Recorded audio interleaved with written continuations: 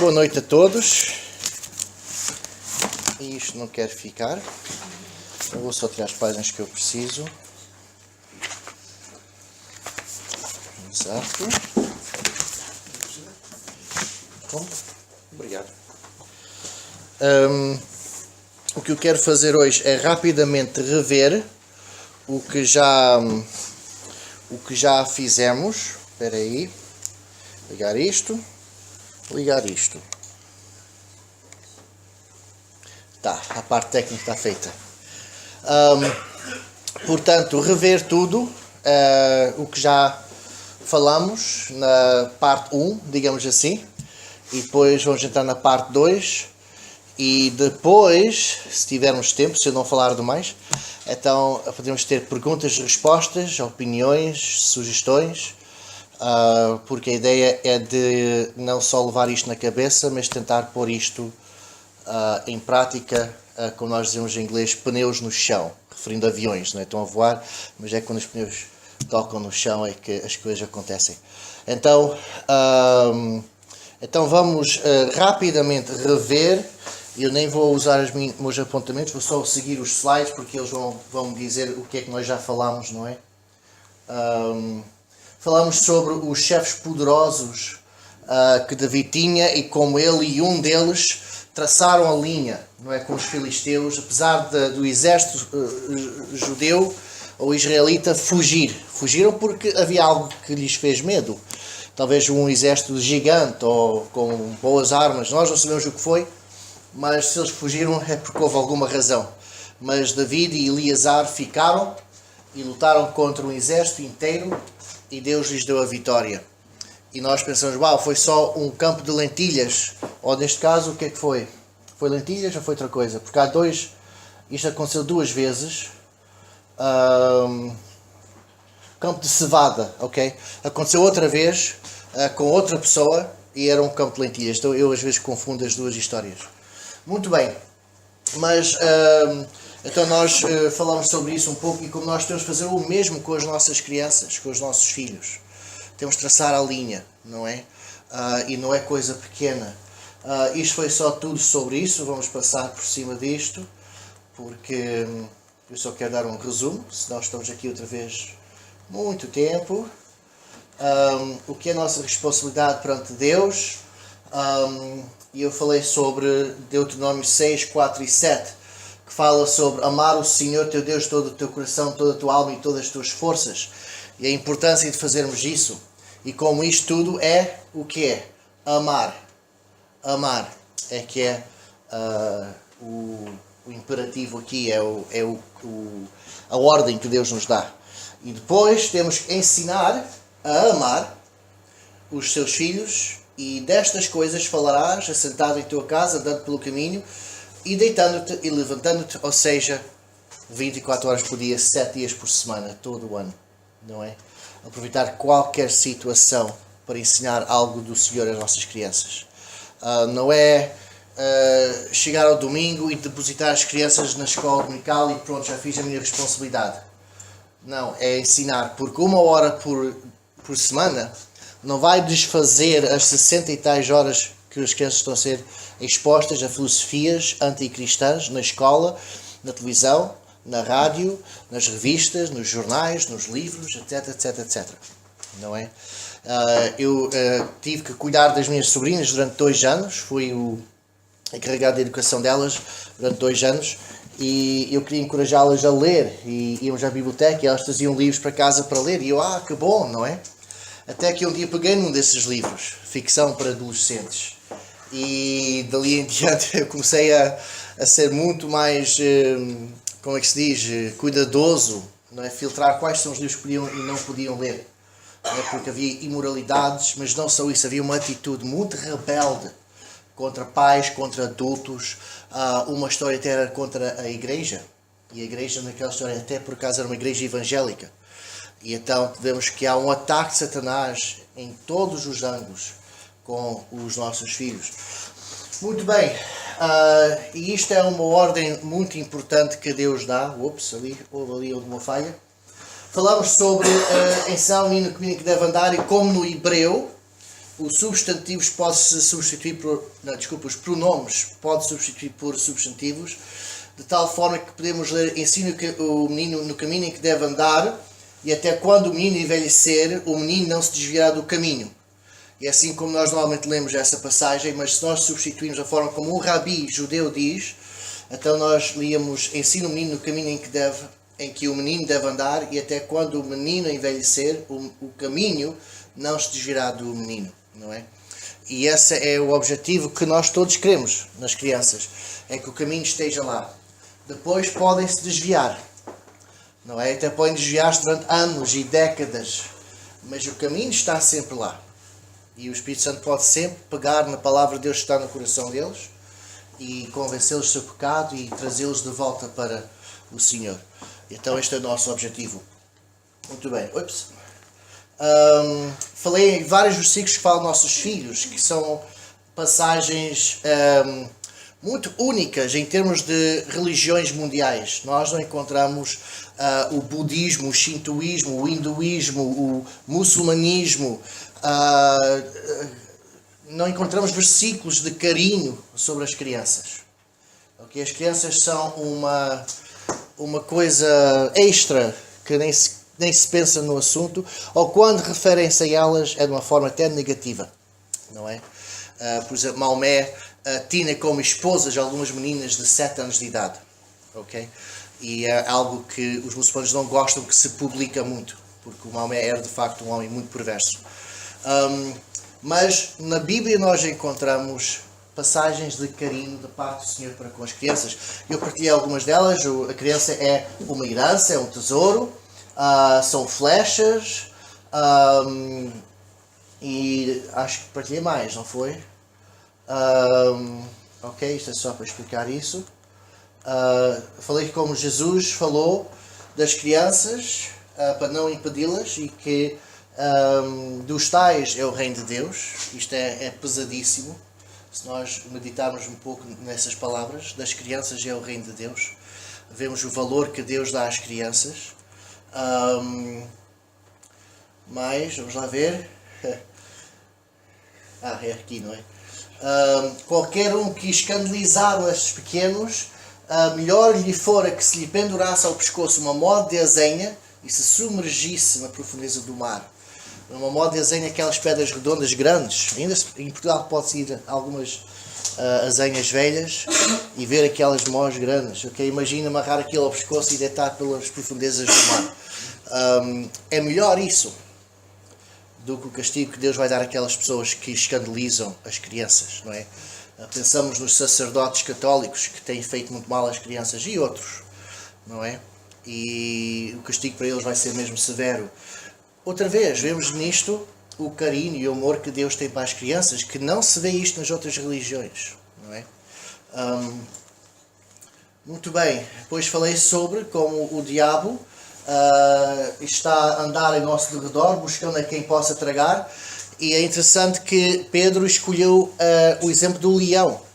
E quem já viu documentários dos leões sabe uma coisa: quando o leão vê uma manada, seja de que animal for, ele vai atrás de quem? Os mais fracos. E geralmente quem são esses mais fracos? Os mais pequenos, não é? As crianças. Okay? E foi essa a expressão que o Espírito Santo deu a Pedro. Ele podia ter usado outro animal, podia ter usado uma cobra, podia ter usado qualquer outro animal, mas ele escolheu o leão. E eu acho que não foi sem querer. Muito bem. Então nós não podemos dar lugar ao diabo. Ainda não cheguei onde eu deixei. Então, nós temos que defender as nossas crianças contra os hostes do inimigo. Acho que foi aqui que eu parei. Ou não? Eu já falei nisto, quem se lembra? Acho que não. Ok. Nós não lembramos o que é que foi falado no domingo passado, não é? Bem, nas minhas... meus apontamentos... Ok, sim. Pois é, eu fui... Exato. Ok, perfeito. Uau, eu levei tanto tempo só para chegar até aqui, da última vez. Muito bem. A defesa das nossas crianças contra as hostes do inimigo. E há muitos que dizem que isto é errado. Eu já estou cá em Portugal há 20 anos, já estou a falar neste assunto há 20 anos, e na maioria das igrejas, os tais chamados líderes dos evangélicos, por exemplo, Aliança Evangélica, CIP, outras organizações, como a CEP, que nós todos presumamos que é muito a favor das crianças, etc, etc. Os líderes dessas organizações e muitas outras, Jovens para Cristo, todas têm a ver com juventude e crianças. Eu falei com os líderes deles todos, ok, para ver se nós podíamos nos ajuntar para criar escolas para crianças evangélicas. A resposta de todos deles foi não. E uma das razões, isto está a ser gravado e vai pôr para a internet, e eu não me importo, porque eles já sabem a minha posição. Muitas destas organizações sem fins lucrativos, são sem fins lucrativos para a organização, mas têm lucro para quem trabalha lá, porque eles recebem salários. E às vezes são salários bons. E eles estão mais interessados em proteger os seus salários do que servir o povo português evangélico. E é por isso que vê-se muitas coisas que às vezes eu fico admirado porque é que em Portugal ainda não há tal e tal coisa, e estas organizações dizem que estão lá para providenciar essas coisas, e ainda não existe. Porquê? E uma das razões é porque eles perdem o emprego, não é? Se eles concretizarem o alvo da sua organização. Mas eu não vou falar mais no assunto. Muito bem. Então, uma das questões que eles sempre me diziam, e inclusive pastores de igrejas, etc., é que nós não podemos colocar as nossas crianças numa redoma e protegê-las. Isso é errado, não é? E então nós não concordamos. E às vezes até diziam, isso é uma ideia americana, diziam a mim, não é? E então nós não queremos essas ideias americanas, não é? E há esta ideia que eu sou de facto americano, não é? Mas também sou português. Mas eu já sangrei por ser português. Eu não sei quantos aqui já sangraram por ser português, não é? Mas eu já defendi Portugal no estrangeiro e já recebi socos e já fui espancado por isso, e também dei de volta. Isto foi antes de me converter, ok? Mas eu já fiz outros sangrar por eu ser português também. Mas de qualquer forma, eu acho que a questão aqui não é ser português, ser americano. A questão é esta: queremos o melhor. Se o melhor vem dos Estados Unidos, nós não queremos isso para os nossos filhos. Se o melhor vem dos aborígenes da Austrália, nós não queremos isso. Realmente importa de onde vem, não é? Se realmente é bíblico e se é o melhor para os nossos filhos, então por que não? Não é? E esta questão da redoma tem dois aspectos que eu posso referir. Primeiramente, as nossas crianças já estão numa redoma. Estão numa redoma humanista secular, anticristã. E dentro das escolas, quantas vezes falam de Deus? Mesmo nas classes de religião e moralidade, especialmente as dos católicos, muitas vezes até nem falam de Deus nessas aulas. Porque os sacerdotes que estão à frente disso são liberais e muitos deles nem acreditam mesmo em Deus. Ok? E se têm dúvidas, ligam a televisão e vejam a Eclésia. E vejam os teólogos deles a explicar a Bíblia. Como se fosse um livro literário do homem e que não quer dizer o que quer dizer. Não é? E infelizmente também na Comacep, que eu tenho esta experiência de primeira mão. Muitas vezes as professoras evangélicas não vêm muito preparadas e também o que se passa lá dentro não é de bom proveito. E eu digo isto com tristeza. Portanto, eu sou alguém que não me importa falar de coisas negativas. Não é porque eu sou negativo, até muita gente que me conhece muito bem fala de mim como uma pessoa muito otimista, visionária, não sei o que mais. Então porquê é que eu foco em coisas negativas? Porque eu acredito que nunca vai haver melhorias se nós não vermos o que é que está mal. Não é? Se nós já está tudo bem, então vamos ficar no piorio das coisas perpetuamente. Não é? Eu dizia, o meu carro está bom, não é? Então eu não tratava de arranjar outro carro, realmente. Não é ter ele arder, afinal o meu carro estava muito velho, não é? E às vezes é a nossa mentalidade aqui em Portugal, está tudo bom. até ficam ofendidos, porque uma pessoa não é patriota se fala das coisas negativas. Eu acho que há uma questão de falar das coisas negativas e fazer nada. Isso é simplesmente crítica, isso não vai para nenhum lugar, até prejudica. E depois há outro aspecto de dizer, olha, isto está mal e eu quero ser parte da solução. Não é? Eu estou pronto para trabalhar, para esforçar-me com outros para resolver isto. E é nesse aspecto que eu vou falar hoje. E que vou falar de muita coisa negativa que existe na educação em Portugal e nos média e outras coisas. E a ideia não é desencorajar, mas é de talvez assustar um pouco.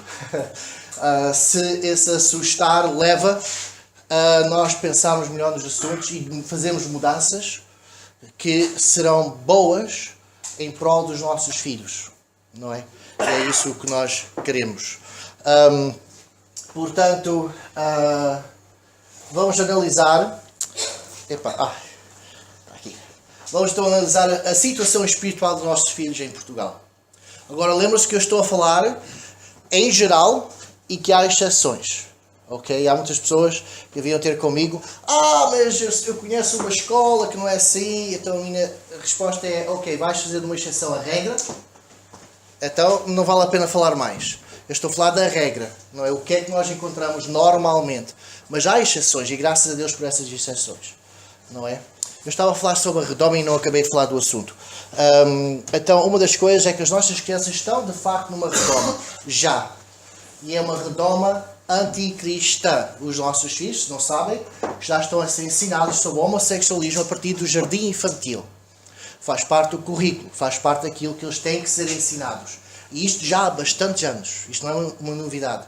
Ok? E o que é o pior, ensinam-lhes evolução, ensinam-lhes outras coisas contra a Bíblia. Mesmo eu conheço, porque isto é uma coisa que eu estudava, eu ia às escolas, eu encontrei-me com diretores, com professoras, eu fiz muito trabalho neste aspecto e verifiquei isto de norte, sul, centro, etc. E realmente temos um ambiente muito anticristão na área académica das escolas, mas depois há mais. Ok? Há mais. Também temos a situação de atitudes dos professores, temos estilo de vida dos professores, que eles não se importam de falar dessas coisas em frente das crianças. Eu estou um bocado eu vou falar de assuntos com mais pormenor daqui a pouco. E estamos a falar de outras coisas que acontecem nesse ambiente. Mas o pior é o que nós menos pensamos nele, que é a ausência de uma figura. E as crianças, e essa figura é com F maiúsculo. E as crianças são ensinadas desde o jardim infantil até o 12º ano que essa pessoa pode estar ausente das suas vidas. Nunca referida, nunca mencionada, nunca procurada para as soluções da vida. Nunca desejada como relacionamento. E isso ensina as crianças algo subtil e subconsciente que é mesmo sério. E que é o pior de tudo. Essa ausência. E nós queremos o contrário. Queremos que Deus esteja presente em todos os aspectos da sua vida. Eu tive pais que por tudo e alguma coisa ajoelhavam-se e oravam a Deus. Deus fazia parte integral da nossa vida. E é isso que nós queremos que nossas crianças aprendam. E não esta ausência demoníaca de Deus. Não é? Porque quando Deus está ausente, os demónios entram e festejam. Então vamos falar mais sobre este assunto. Uma coisa. Referiu-se a um F maiúsculo? Sim, figura. Ok. Uma figura com F maiúsculo que estava ausente, sim. Desculpa, às vezes sou poético demais, não é? Não, estou a brincar. Ok. Então, vamos falar sobre a igreja primeiro. Ok? E outra vez, eu estou a falar da regra. Pode haver exceções. Eu espero que esta seja uma exceção, esta igreja aqui.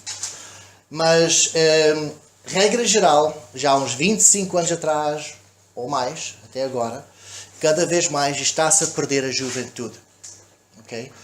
Eu estive em muitas igrejas, dos irmãos batistas, nazarenos, Assembleias de Deus, presbiterianos, seja o que for. Já tive em muitas igrejas evangélicas.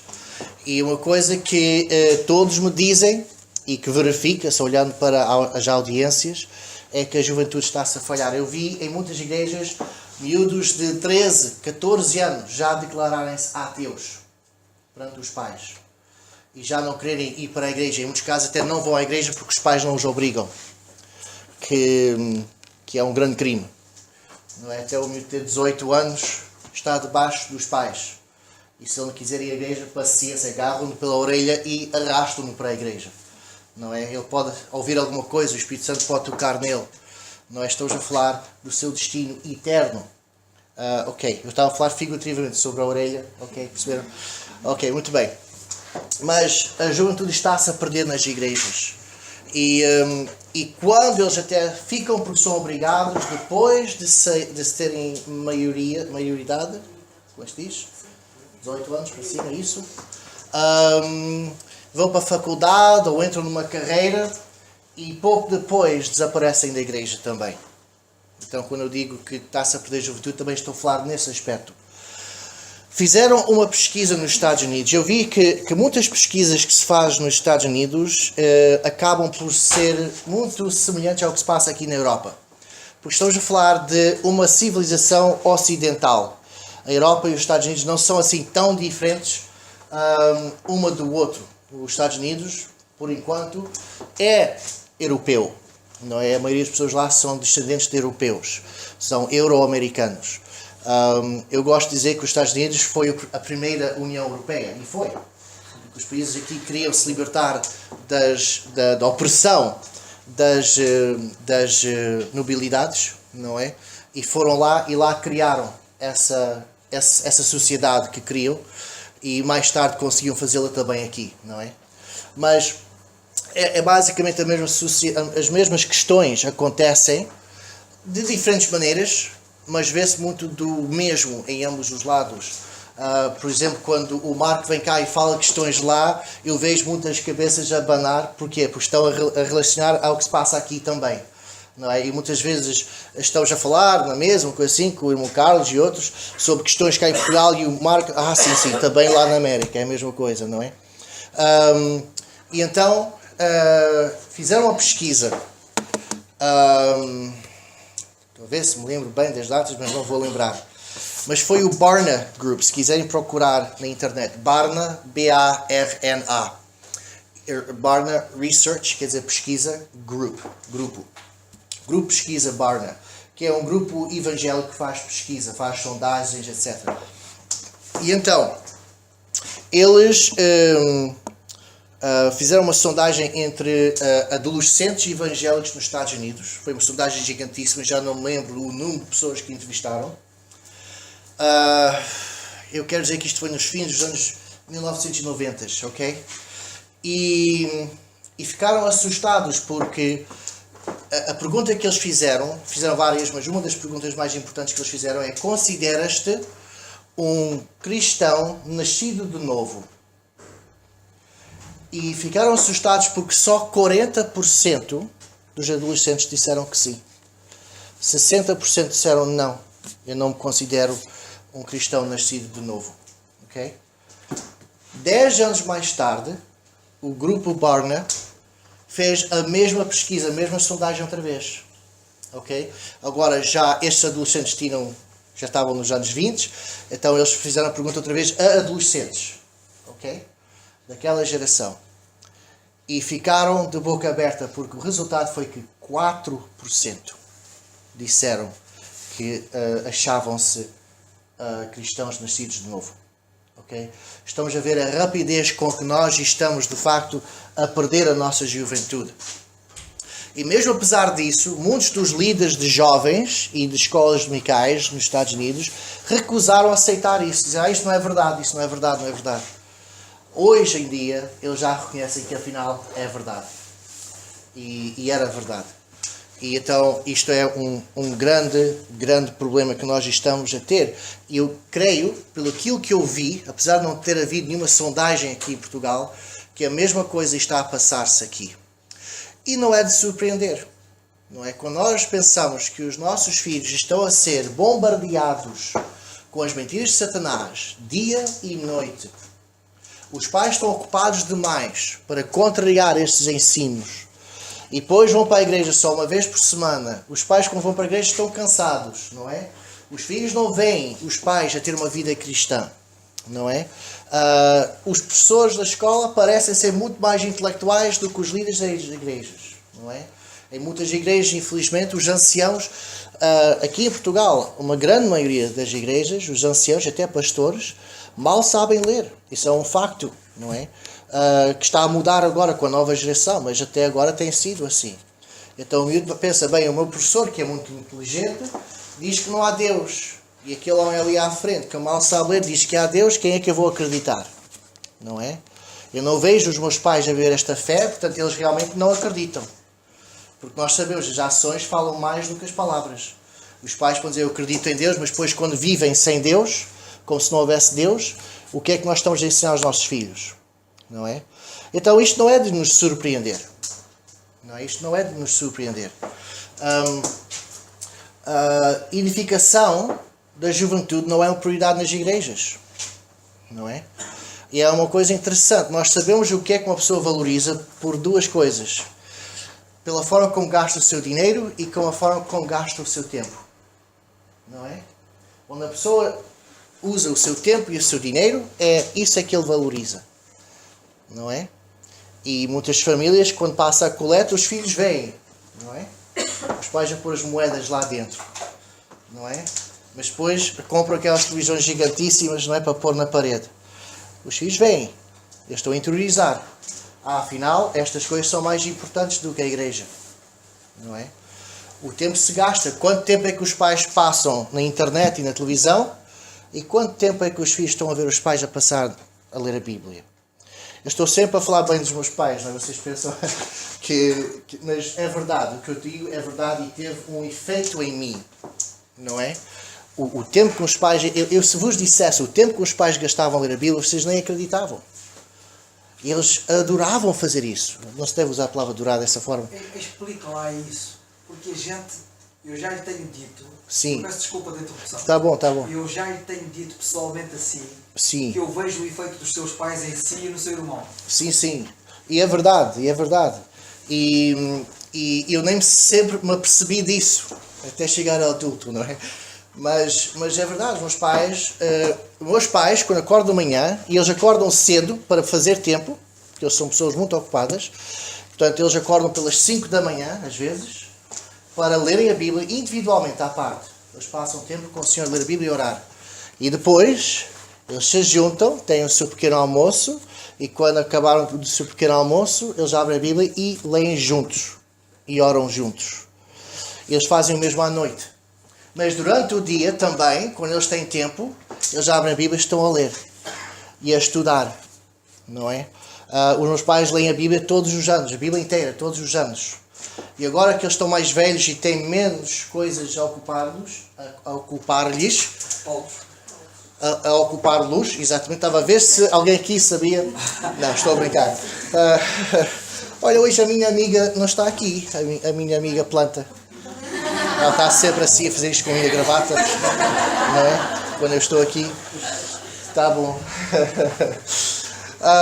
Mas pronto, exato. Então agora eles até leem a Bíblia por ano 2 ou 3 vezes, a Bíblia inteira. Porque não? Não é assim tão difícil. Se quiserem ler a Bíblia no ano é só ler 4 capítulos por dia. É facílimo. Se querem ler 2 vezes por ano é 8 capítulos. Se os nossos adolescentes forem bons alunos, eles leem muito mais disso no dia, os textos que são obrigatórios eles lerem. Portanto, mas para além de lerem a Bíblia todos os anos, eles gostam de estudar a Bíblia, focar no livro e estudar esse livro. Para além disso, também já falei aqui, acho eu, que eles leem o livro de Provérbios, 1 capítulo por dia. Tem 31 capítulos. Portanto, dá para ler em um mês. Os meses mais curtos, eles escolhem um dia qualquer e leem 2 capítulos em vez de 1. Isto é bom porque nos dá uma ideia panorâmica da Bíblia. E quando fazemos isto todos os anos, nós ficamos com o conhecimento do total da Bíblia. E quando alguém quer nos enganar com alguma doutrina falsa, não é? Esta passagem diz isto e a interpretação até parece correta, nós que temos essa visão panorâmica, mas espera aí, eu lembro de ler em Isaías, não é? Porquê? Porque estamos a ler todos os anos e então essas coisas vão voltar à nossa memória. Mas é importante nós vivermos aquilo que nós dizemos que é importante para nós. E não o contrário, senão os filhos vão saber. Eu pus aqui o sinal do euro porque muitas vezes vê-se nas igrejas quanto dinheiro é que eles investem nas crianças e nos adolescentes. Não é? E muitas vezes é zero. É zero. As crianças... Eu estou aqui a ver se me lembro de uma palavra em português, mas talvez alguém possa me ajudar. Afterthought. Um afterthought. Quem sabe? Depois de pensar. Pois. Afterthought, não sei agora. É algo que não é importante. Foi depois... Depois de ter passado é que... Sim, é uma coisa secundária, terciária até. Não é? É uma coisa que não fez parte do plano porque não é importante. E as crianças muitas vezes são isso. É algo que só se pensa nisso, mas não faz parte do plano.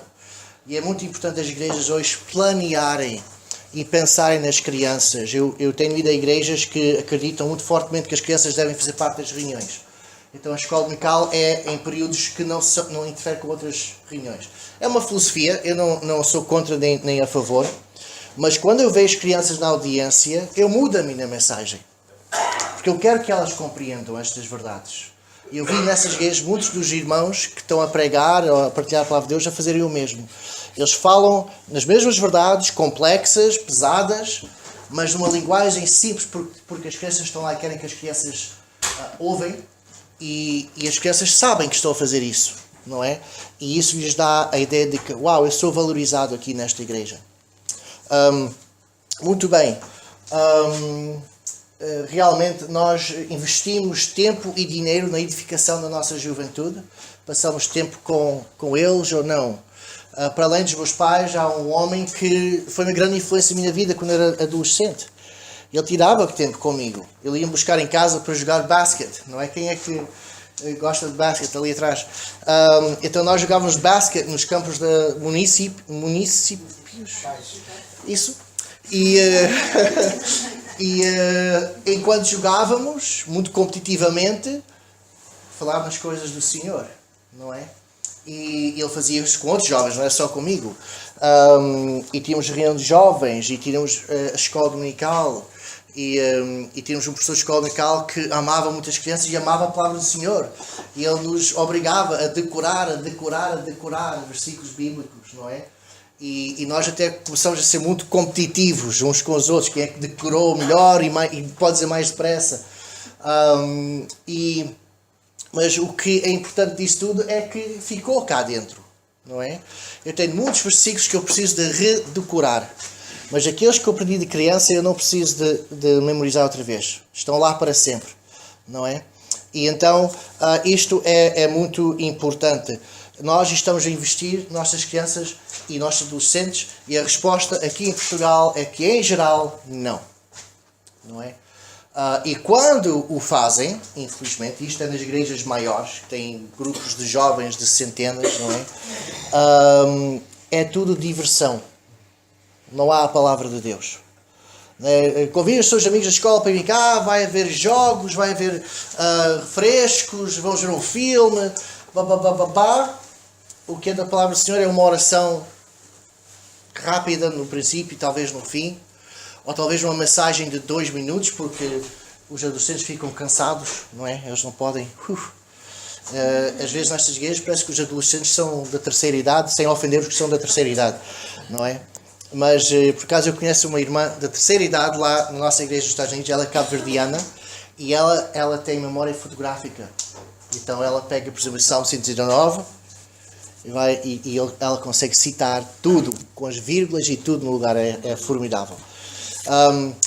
Mas isso acontece. Eu tenho falado com muitas pessoas, líderes de jovens, a dizer: porque é que vocês não ensinam doutrina?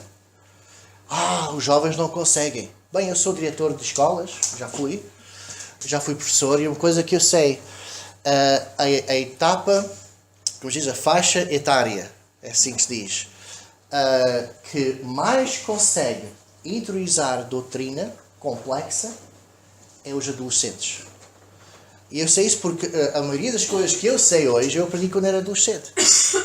Eu ia aos estudos bíblicos da igreja, eu sentava-me, ouvia, levantava a mão, fazia perguntas, eu e os meus amigos, e eu diria que a maioria que eu aprendi foi nessa época da minha vida.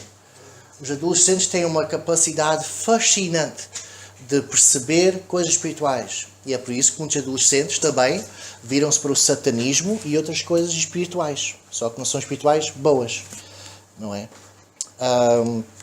Portanto, são, sim, capazes e talvez melhor do que qualquer outro grupo. E isso é muito importante, nós focarmos nisso.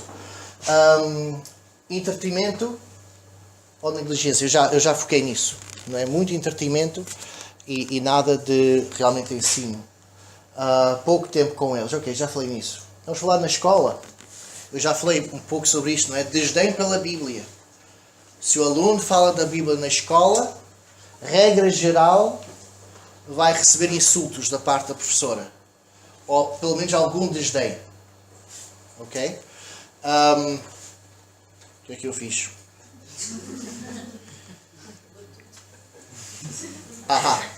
Ok.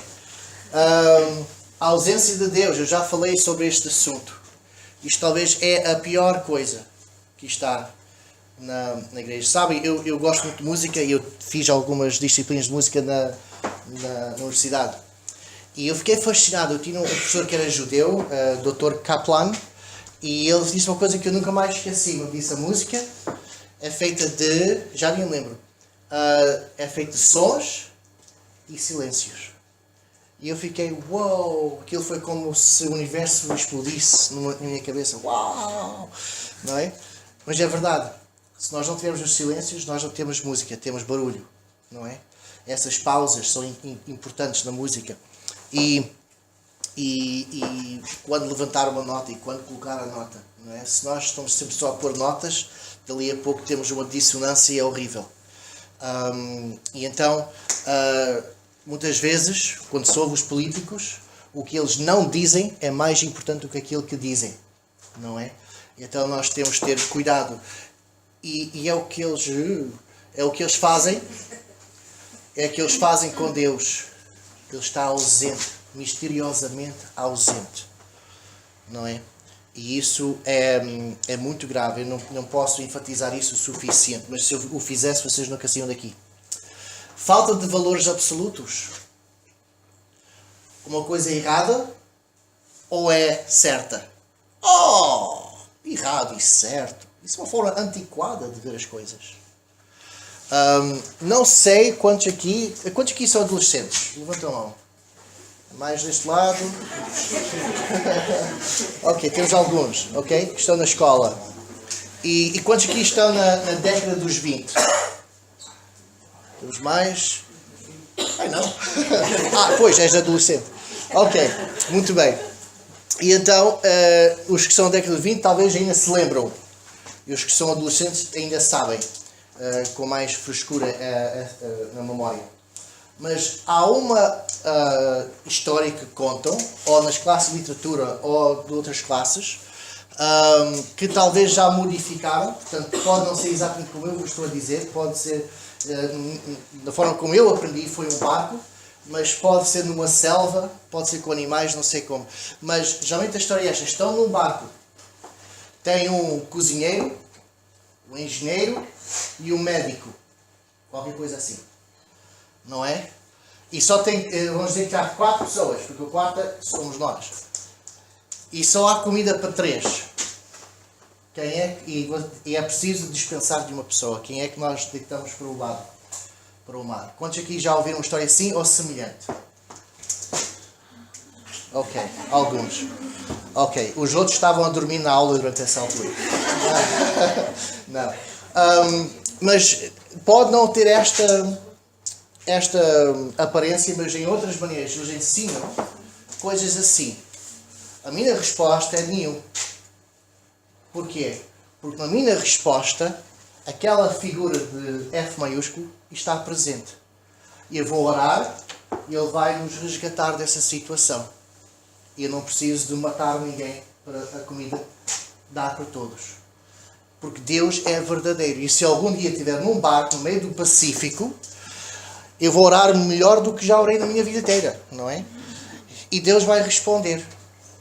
Mas se tivermos que sacrificar alguém, como cristão, eu é que vou ser sacrificado. Essa atitude de Cristo. E nós temos que ter essa atitude. Filipenses capítulo 2. Que o mesmo sentimento que houve em Cristo haja ou seja em vós. É isso que é a nossa resposta. Mas não é a resposta que eles querem. Eles querem aquela resposta de que há alguém que vale menos que os outros. Porque afinal nós evoluímos. E se nós evoluímos, não somos melhores que os animais. Não é? E tal como os animais às vezes matam os seus filhos mais fracos para os outros sobreviverem, então nós também fazemos isso. Mas Deus diz, nós não somos animais. Nós fomos criados na imagem de Deus. Então nós vemos valores muito diferentes. Não é? Homossexualismo. Nós dizemos que o homossexualismo é imoral, porque a Bíblia diz que o homossexualismo é imoral, é uma abominação perante os olhos de Deus. É um valor absoluto, preto e branco, errado e certo. Okay? Na Bíblia não há dúvidas. Homicídio é errado, adultério é errado. Outra história que eles podem apresentar no liceu é uma mulher num campo de concentração na Alemanha nazi, não é? E a única maneira dela sair de lá é se ela se engravidar, só que é só mulheres do campo de concentração, mas as guardas são homens. Então se ela seduzir, e ela tem não sei quantos filhos lá em casa e o marido, então se ela seduzir um guarda para ela se engravidar e pode sair, então isso não é certo. Okay? Isso chama-se ética consequencial. Mas como crentes nós acreditamos na ética inconsequencial. Ética consequencial é aquela ética que depende do resultado. Ok? Dependendo do resultado pode ser errado ou certo. Mas nós acreditamos em valores absolutos. Independentemente do resultado, uma coisa é certa ou é errada. Mentir. Está bem mentir? Nós dizemos não. Nunca é certo mentir. Não é? Eles podem surgir com exemplos de quando é que é certo mentir. Eu lembro da história da Corrie ten Boom. Não sei se já leram O Esconderijo. É assim o título em português. O esconderijo secreto. O Esconderijo Secreto. Ok. Pela Corrie ten Boom, holandesa. Não é? Eles escondiam os judeus na casa deles. Eles criaram uma parede falsa e até faziam treinos, não é? Faziam um sinal qualquer e quando eles ouviam esse sinal sabiam que os nazis estavam perto e eles em poucos minutos entravam naquela parede e escondiam-se. Estavam a dormir, eles até viravam o colchão, pegavam nos seus cobertores e levavam com eles para a parede e eles viravam os colchões para que os nazis, quando pusessem as mãos, não sentissem o calor e pensavam que ninguém esteve aqui a dormir, não é? E houve uma altura que eles entraram e os judeus rapidamente fugiram, mas uma não conseguiu a tempo e desesperada ela enfiou-se debaixo da mesa, que tinha uma toalha assim comprida aqui até o chão. Só que a Corrie ten Boom tinha uma tia a visitá-los naquele dia. E ela acreditava que nunca se deve mentir.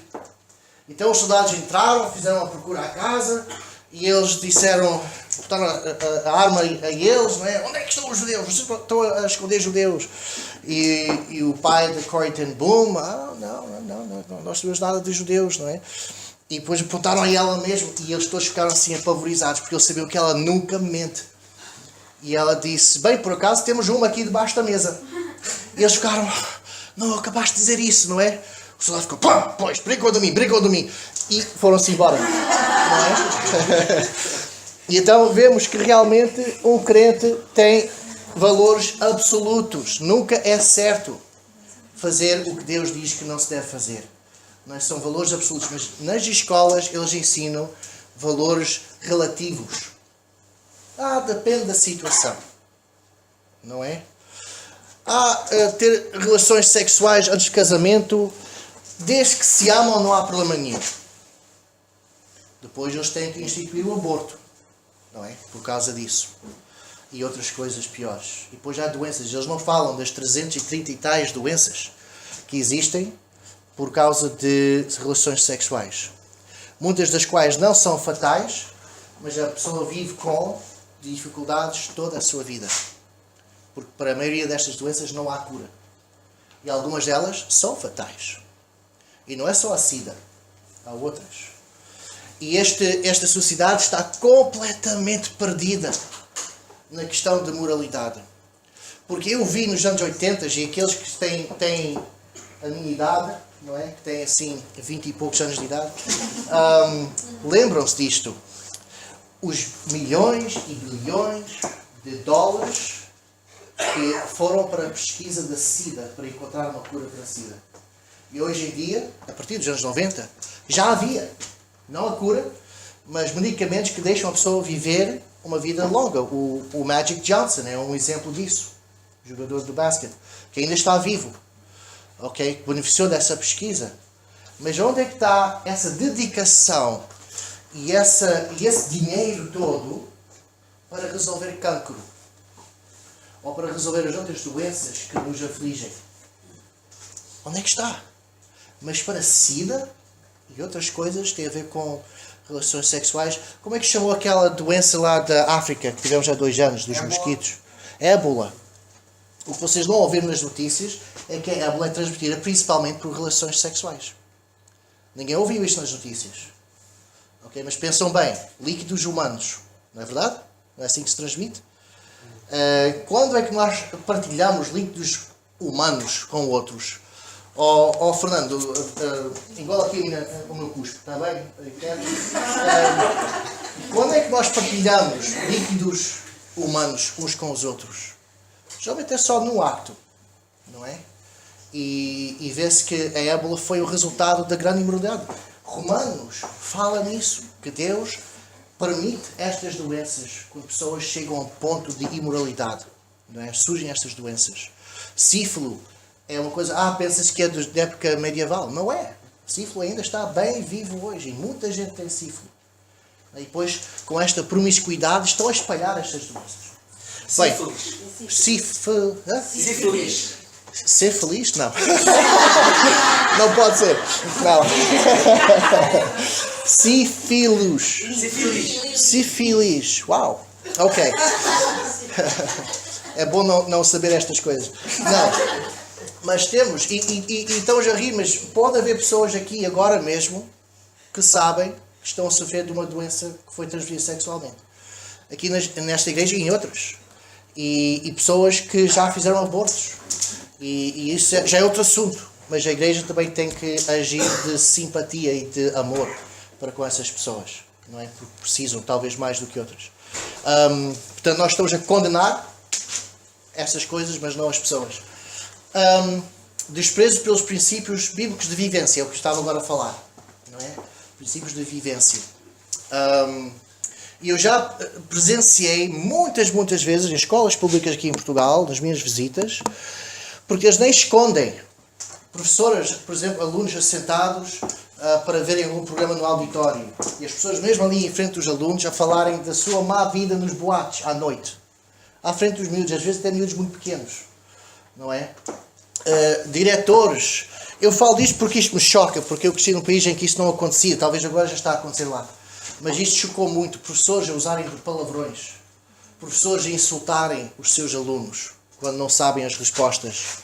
Não é? Eu até despedi uma professora numa escola em que eu era diretor aqui em Portugal. Ela era portuguesa, crente, e ela fez uma pergunta. O aluno, isto era no 4º ano, o aluno disse a resposta. Eu estava ali atrás, não é? A supervisionar, e ela disse a resposta errada. Eu estava a pensar, espera aí, a última vez que eu me lembro disso era sobre vertebratos e não sei o que mais. Eu estava a pensar, não, acho que isto está certo. E depois ela começou, eu vi, ela nem sequer se preparou para a aula, que é muito comum em Portugal, infelizmente. E ela começou a ver o livro, eu estava a ler o texto pela primeira vez. Os miúdos tinham que ler os textos em casa, mas a professora nem sequer leu o texto. Depois ela viu, e eu vi na cara dela que ela percebeu-se que ela estava errada, e sabendo que ela estava errada, ela ainda foi com mais força contra o miúdo. És um estúpido, tu não estás a prestar atenção, papapá. Ela sabendo que o miúdo estava certo. Não é? E esta é só uma das situações que eu vi. Outras coisas que eu vi, por exemplo, estavam no auditório, espera, e eram as crianças mais pequenas ficam à frente, não é? E depois os maiores ficam lá para trás, fazem sempre assim. é uma questão de alturas, não é? E as pessoas ali à frente a falar das suas más vidas, e eu ali por perto, eu era o visitante de honra, não é? Com o diretor, e elas falaram das suas más vidas, havia uma pequenita. Eu já não conto esta história há muito tempo porque eu começo a chorar, mas tinha uns 3, 4 anos, porque é uma escola privada, escola particular, muito conhecida, uma das mais, com mais reputação aqui em Portugal. E então ia desde do berço até o 12º ano. Um campus lindíssimo, com campos de futebol e de ténis e piscinas, não sei o que mais. E estavam à espera não sei de quê para começar, e as pessoas estavam só... E a criança estava constantemente, senhora professora, ali um monte de tempo. E eu estava assim pasmado, porque a prioridade da professora é os seus alunos. E logo que ela ouviu essa criança, ela devia ter saído daquele grupo e o que é, não é? E lidado com essa criança. E então a criança estava aflita para ir para a casa de banho. E depois as amigas dela, 4 anos de idade, senhora professora... E ela começou a ficar zangada, calem-se! Depois voltava para a conversa com as professoras. E está à frente de mim um visitante, não é? Que foi apresentado como presidente da Associação de Colégios Evangélicos de Portugal, etc. Mas para eles nem sequer viam que isto era uma coisa má, e então não tinham problemas em exibir este tipo de comportamento. E finalmente ela ficou zangada, porque uma das pequenas diz, ela vai fazer xixi, vai fazer xixi aqui, etc. E então a pessoa olhou para ela e muito zangada disse, olha, ainda bem, assim tens menos... agora não me lembro exatamente como é que ela disse assim rapidamente, mas qualquer coisa como tens menos líquido, porque a minha estava a chorar, e assim não vais ter tantas lágrimas. E continuou a falar. Como? Quanto mais choras, menos tens. Mas ela disse o contrário. Ela disse o contrário, porque estava a falar se a menina fizesse xixi, então ela tinha menos... para fazer depois. Mas eu fiquei mesmo de boca aberta com isso. Mas esta história infelizmente não é única. Porque quando eu ia às igrejas, eu visitei mais de 100 igrejas em Portugal naquela altura, naqueles 4 ou 5 anos, e pais vinham ter comigo depois da reunião a contar-me outras histórias de trancarem miúdos porque tinham alguma deficiência ligeira no armário, porque não queriam tolerar esses... E é uma coisa incrível, é mesmo de chorar. Então nós temos muitos problemas assim em Portugal, ainda que queremos acreditar que está a melhorar. Se está a melhorar muito pouco, muito lentamente. Quanto aos estudos em si, eu tenho ouvido muito, agora é melhor, os textos estão melhores, os alunos estão a aprender mais. Então eu há uns 4 anos atrás decidi comprar, escolhi o ano, agora não me lembro se era o 8º ano ou 9º ano, e estudei os livros, a compará-los. E eu estava com esperanças que era verdade, que realmente a parte académica melhorou. E não melhorou. Os livros de hoje são mais bonitos do que os de há 15 anos atrás. Mais desenhos, os papéis são mais lisos, não é? Tudo isso. Tocam em alguns assuntos que antigamente não tocavam. Aí é um melhoramento. Mas outros assuntos já não ensinam tão bem como ensinavam antes. Então nós estamos a ver esses problemas. Eu dava aulas, há não muito tempo atrás, eu dava aulas a professoras, crentes das igrejas. E acabei por dar algumas aqui na Amoreira, acho que é assim que se chama. É a sul do Rio. É a Amoreira. E em outros lugares, no norte e aqui no sul. Sobre estes assuntos, como ensinar as crianças numa filosofia que é bíblica, uma filosofia de ensino que é bíblica. E muitos pais apreciam também, o que faziam sentir um pouco, como é que se diz, não qualificado, porque eu não era pai, não é? Mas vinham e aprendiam. E agora, porque é que eu estou a levantar este assunto? Muitos deles eram professores, com mestrado. E eu fazia testes, não era só lecionar, eu fazia testes, e eles tinham também a fazer trabalhos para mim, e eu ficava surpreendido, com mestrado, os erros ortográficos e gramáticos faziam que eu, que não cresci em Portugal, tinha que corrigir. E às vezes eram tantos que eu tinha que pedir a eles para reescrever com os corrigimentos que eu fiz e voltar a entregar a mim. E mesmo não saber como fazer um trabalho. Não saber que tem que se começar com uma tese e depois defender essa tese. E que é preciso uma bibliografia, que é preciso ter referências para defender aquilo. Não é só dizer disparatadamente, olha, é assim, porque eu penso que é assim. Não, eu quero ver estudos. Não é? Eles têm que trabalhar um pouco, pesquisar um pouco. E isto, professores com licenciaturas e mestrados. E eu fiquei a pensar, uau, se esta é a situação deles, o que será a dos nossos alunos? Não é? Mas eu conheço, agora para dar o contrabalanço, eu conheço algumas pessoas que realmente esforçam-se e fazem um trabalho excelente, não é? Mas o que nós queremos é mais destes professores e menos dos outros, não é? Eu conheço muitas situações de pessoas que nem sequer aparecem às aulas uma certa data de dias por ano, não é? É uma desgraça. Portanto, se nós estamos a falar das escolas, não só espiritualmente, mas até academicamente, nós temos problemas, não é?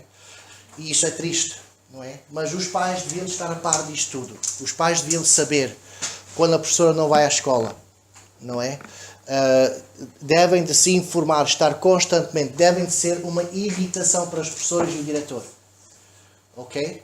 Porquê? Porque são os vossos filhos, não é? Se vocês pegassem todo o vosso dinheiro poupado, não é? E me dessem a mim, e eu dizia, está bem, eu vou guardar, está bem, não é? Vocês não telefonavam, como é que está esse dinheiro, não é? Eu acho que vocês teriam muito interesse em saber como é que está o dinheiro, como é que eu estou a tratar do dinheiro, se eu estou a investi-lo, em que é que eu investi, se essa empresa em que eu investi, ou essa ação em que eu investi está a fazer bem, se não está a fazer bem, não é? Bem, a palavra de Deus diz que os vossos filhos são um tesouro. E vocês, quando entregam às escolas públicas e privadas, não é? Vocês estão a entregar o vosso tesouro maior. E é do vosso interesse saber o que é que se passa lá dentro, não é? E de contrariar. Eu lembro a minha mãe ir para a escola de vez em quando, lá nos Estados Unidos, e dizer, olha, eu sei que ensinou tal e tal coisa, nós não acreditamos nisso. Mas isto, está bem, está bem. Podem ensinar à vontade, mas fica sabendo que eu em casa estou a contrariar isso para o meu filho. Nós não acreditamos nisso, não é? E as pessoas respeitavam. Quem são elas?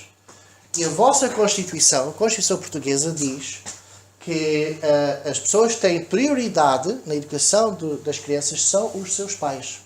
Então vocês têm um direito constitucional em que podem lutar contra a escola se quiserem. Porque não é a escola, não é o Estado que tem esse direito. Perante a Constituição, o direito é dos pais. Mas eles querem mudar. Eles querem, não me surpreende nada. Não é? Porque, claro, o Parlamento sabe mais do que nós como educar os nossos filhos, não é verdade? Bem, então é isso. Eu tenho que avançar rapidamente. Escolas seculares, eu talvez já disse tudo isto. Apatia da parte dos professores. Eu vi isto muito. Eles não se importam. Indiferença às autoridades docentes. Agora isto já parte dos alunos. Não é? Quantas vezes, até nas notícias, ouvimos alunos a baterem nos professores. Mas mesmo sem chegar a estes extremos, nós vemos, e é só entrar numa escola pública e vê-se. Especialmente a partir do 7º ano para cima, vê-se ainda mais. Talvez até do 5º ano para cima. A forma como os alunos não têm respeito pelas autoridades docentes. E as autoridades docentes é que ensinam isso, ou diretamente ou indiretamente. Não é? Uma criança, um adolescente, sabe melhor do que um adulto quando alguém realmente como é que se diz? Quer dizer aquilo que quer dizer. Mas isto não faz muito sentido em português, não é? Às vezes nós dizemos coisas... Se leva a sério. Às vezes dizemos coisas e nós não estamos mesmo a sério. Olha, ficam calados. Mas depois está ali... Eles realmente não estão a levar... Os próprios adultos que estão a dar estas instruções não estão a levar as suas próprias instruções a sério. E depois não há disciplina imediata. Não é? Qualquer pessoa sabe... O irmão está na marinha, não é? Quando se dá uma instrução e há desobediência, o castigo tem que ser imediato. Porque se nós dizemos, olha, ficam calados, senão eu, não sei, vos dou o dobro de trabalho de casa, não é? E barulho, olha, ficam calados, senão... E nós estamos a ameaçar, é uma ameaça oca, não é? e depois arrebentam-se, uma explosão de ira, não é? Mas afinal a culpa é do professor. O professor não estava a levar a sério as suas próprias palavras. Bem, nós vemos muitos exemplos deste tipo de coisa e depois os alunos ficam indiferentes às autoridades docentes. Desrespeito entre os alunos, uns pelos outros, vemos isso também. Numa escola cristã, nós nos importamos não só pelo o nível de academia, mas também o nível de caráter. Nós acreditamos que estamos lá não só para instruir crianças em matéria cerebral, mas também de desenvolver, unirmos-nos com os pais em desenvolver o caráter das crianças. A cosmovisão anticristã, já foquei bastante nisto. Cosmovisão é a forma como nós vemos o mundo. Todos têm uma cosmovisão, seja ateus, seja cristãos, seja católicos, seja o que for. Todos temos uma cosmovisão, temos a forma de ver o mundo. A nossa forma de ver o mundo é que há um Deus e que esse Deus interessa-se por nós, quer ter um relacionamento íntimo connosco e enviou o seu Filho para morrer na cruz, para nos salvar nossos pecados, para que esse relacionamento seja possível. E nós vamos viver com Ele para todo o sempre, não é? Ele vai voltar, Ele vai resolver isto tudo. Isto faz parte da nossa cosmovisão e a nossa vida deve refletir a nossa cosmovisão. Uma coisa que eu digo muitas vezes é que a nossa teologia afeta a nossa filosofia e a nossa filosofia afeta a nossa metodologia.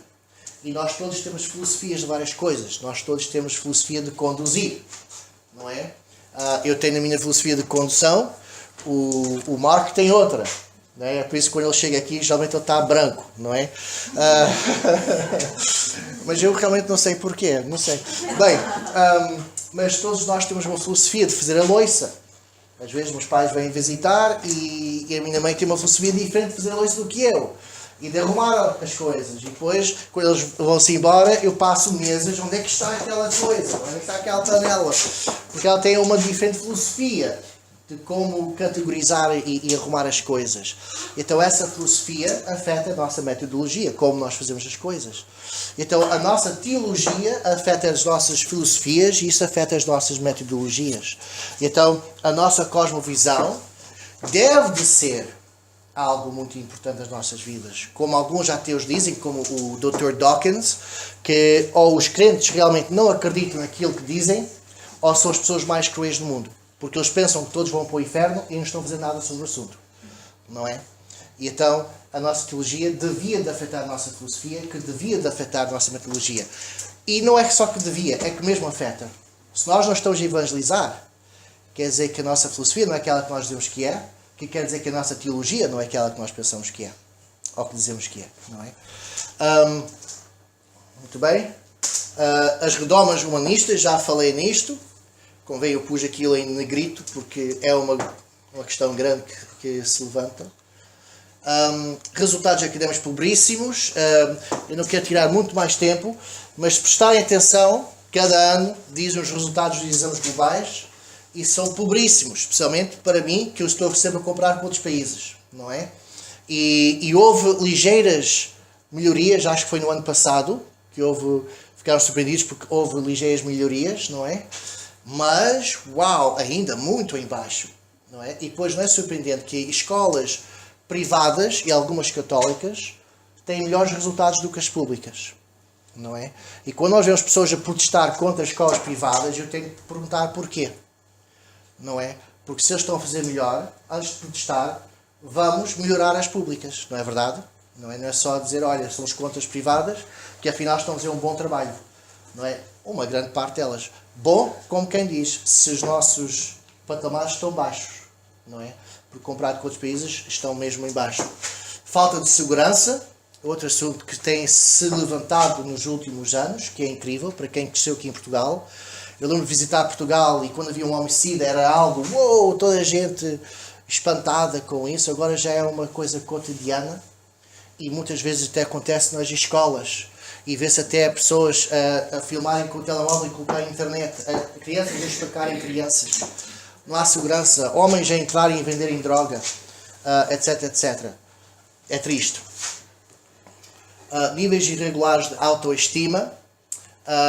Eu não sou muito a favor das ideias da autoestima, mas é preciso ter uma certa percepção de si mesmo, que seja positivo, não de si mesmo, mas das suas capacidades, direi assim melhor.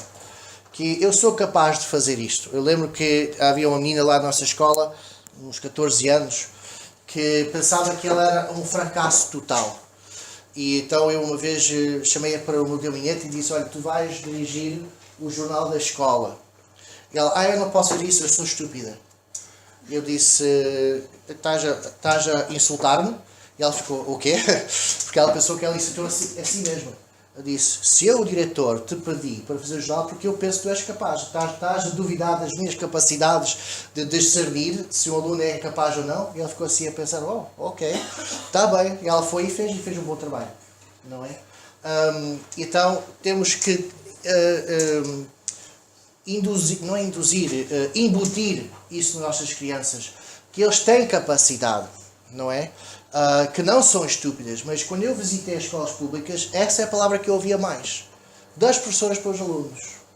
Não é? Estúpidos, estúpida, palerma, idiota, coisas assim. E quando a pessoa ouve isso, o suficiente número de vezes, começa a acreditar. Não é verdade? O que é triste. E isso é completamente contrário à palavra de Deus, que chama as crianças o quê? Tesouro.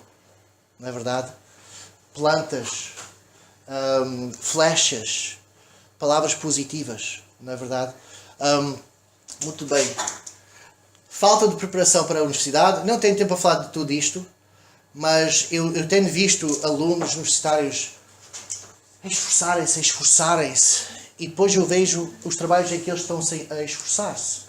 E eu fico, mas porquê é que eles passaram noites nisto? Isto não é assim tão difícil. Eu não sou assim tão inteligente, não é? A resposta é que eles não foram preparados na secundária.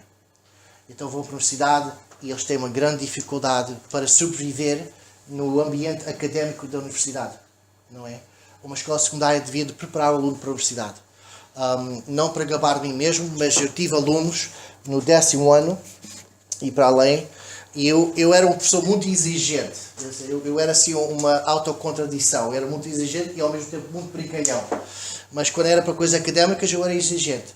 Mas eu não era só exigente, eu depois ajudava os alunos, não é? Portanto, se eles não estavam a conseguir, eu até dizia, telefona-me em casa, eu vou até a tua casa, cumprimentar os pais, e assentava na sala deles e ajudava-os. E eu recebi um e-mail de uma dessas alunas, que depois voltou, ela era originalmente da Holanda, foi lá para a universidade lá, e ela queixava-se muito das minhas exigências, não é? E eu era mesmo exigente, mesmo que se não houvesse o espaço entre as linhas que deve ser, eu devolvia, não é? Porque me era um insulto. Se eles não conseguem obedecer as coisas mínimas, então eu também nem sequer vou ler o trabalho deles, nem vou corrigir, não é? Ou dou um 0, ou eles fazem outra vez e entregam em condições. E então ela queixava-se, não é? Mas já uns anos mais tarde escreveu um e-mail, acabou de receber a licenciatura, e o e-mail foi muito comocionante para mim, mas ela diz, olha, muito obrigado, porque a forma como ensinaste, preparaste-me muito bem para a universidade. E eu passei a universidade com um mínimo de esforço, enquanto que os meus colegas estudavam noites inteiras e esforçavam-se e tinham uma grande dificuldade em passar, e eu passei com o mínimo de esforço, porque fui bem preparada na secundária. É isso que nós queremos para todos os nossos alunos, não é? Ok, incapacidade de competir na sociedade, quando eles não aprendem ética de trabalho, não aprendem certas coisas, não aprendem como estudar, não se ensina como estudar na escola, ok? Eu fui ensinado como estudar a partir do 1º ano, já estavam ensinados como estudar, não é só ler isto, mas estratégias, como estudar, como ler, como repetir, como sublinhar, o que não sublinhar, blá blá blá blá, ok? Nós não vemos isso nas escolas hoje. Ok, não há desenvolvimento de caráter, já falei nisso, não há modelos de integridade. Uma coisa que nós dizemos no movimento de escolas cristãs é que o currículo é o professor. Ok? Jesus Cristo não ensinava matéria, ele ensinava pessoas. Essa era a filosofia de ensino dele. E uma coisa que nós fazemos no ensino cristão é nós olhamos a Cristo como um mestre-professor. E aprendemos como é que ele ensinava. E nós temos lições tremendas das estratégias e táticas que ele usava a ensinar. Ele não ensinava matéria, ele ensinava pessoas. Ele dava valor às pessoas. Ele ia ao encontro da pessoa. E é isso que temos de fazer com as crianças. Não é só mandar matéria e as crianças que conseguem apanhar e utilizar muito bem, as que não conseguem paciência são estúpidas. Não, é perceber, bem, talvez esta criança não percebeu. Vamos olhar para Jesus Cristo. Estou a falar barato hoje. Jesus Cristo está a ensinar um conceito sobre o reino de Deus. E o que é que ele fala? Ele vê que ele tem muitas mulheres lá na sua audiência, então fala daquela mulher que perdeu a moeda. Não é assim? Ok, ele está a olhar para a audiência e talvez não perceberam. Então vai contar agora uma parábola que vai ao encontro dos fazendeiros. Não é? Ok, agora ele está a ver que talvez alguns pais não perceberam a ideia. Então agora fala da parábola para os pais. Ele vê que há muitos homens. Então o filho pródigo. É a mesma lição, diferentes parábolas para atingir diferentes pessoas. E depois, quando havia alguns que ainda não percebiam, o que é que ele fazia? Assentava-se com eles à parte, como fez com Nicodemos e com às vezes os seus discípulos, e tentava ensiná-los noutro nível mais um a um, para eles perceberem. Isso é boa educação. Isso é que é ensino como deve ser. E muitas vezes as pessoas não querem se dar ao trabalho. Querem os salários, querem os aumentos de salários, querem tudo isso. Mas eles não estão ali para ensinar crianças, estão ali para ensinar matéria. E quem não percebe, paciência. Outra vez, há exceções. E as histórias das exceções que eu ouço são excelentes. Mas infelizmente são raras. E nós queremos professores assim. Que realmente são modelos de integridade no seu ensino, mas também na sua vida. Professores que não estão a andar nos boatos, professores que não dizem palavrões, professores que são modelos. O professor é o currículo. Okay? E infelizmente nas escolas públicas nós não temos isso. Não é? Peter, Sim. desculpa lá. É bom fazer uma pausa para a música. Ok? Não, espera aí. Eu fiz de propósito. Sim, Mas sim. o que eu quero dizer é o seguinte.